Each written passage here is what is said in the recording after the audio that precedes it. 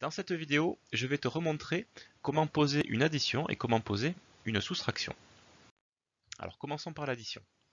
Donc la règle pour poser correctement une addition est d'aligner le chiffre des unités d'un nombre sous le chiffre des unités de l'autre nombre.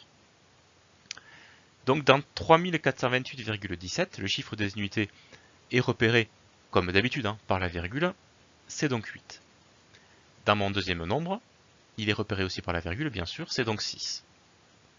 Voici donc l'addition correctement posée avec le bon alignement ici.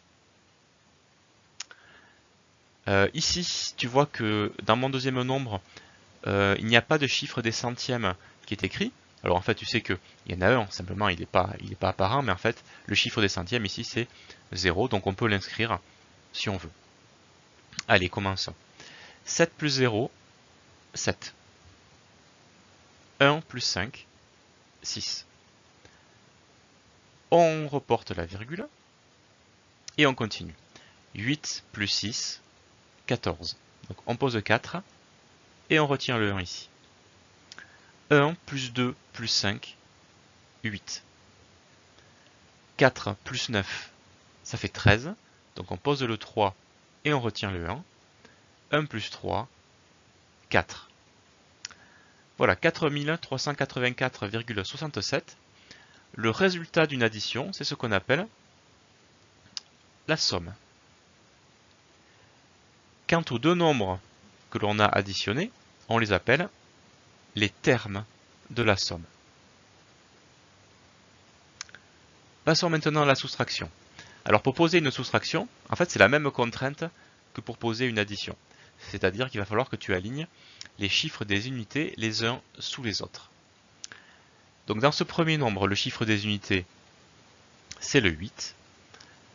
Dans mon deuxième nombre, la virgule est apparente, elle indique donc le chiffre des unités qui est le 3. Et je place donc le 3 sous le 8. Voilà, l'alignement des chiffres des unités est correct. Donc ma soustraction est bien posée. Alors avant de continuer, je te conseille très vivement ici de faire apparaître le virgule 00. Voilà, je te le conseille vraiment. Et on y va. Alors 0 moins 1. Donc ça ce n'est pas possible. Donc ce qu'on va faire, c'est qu'on va prendre 10 centièmes ici. Et alors les 10 centièmes qu'on a pris là, on les reporte ici par 1 dixième ici. Et on y va. 10 moins 1, ça fait 9. Alors ici, donc maintenant j'ai 9 ici. 0 moins 9, ce n'est pas possible. Donc comme tout à l'heure, je vais prendre ici 10 dixièmes. Et je compense par une unité ici, puisque c'est la même chose. 10 moins 9, ça fait 1. Et on reporte à la virgule. 8 moins 4 ici, ça fait 4. 2 moins 3, ce n'est pas possible. Je vais donc prendre 12 dizaines et je compense par une centaine ici. 12 moins 3, ça fait 9. Donc là j'ai 5 ici maintenant. 6 moins 5, ça fait 1. Et enfin, 9 moins 5, ça fait 4. 4194,19.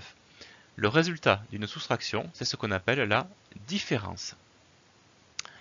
Quant aux deux nombres que l'on a soustraits, on les appelle les termes de la différence. Voilà, je t'ai remontré comment poser une addition et comment poser une soustraction.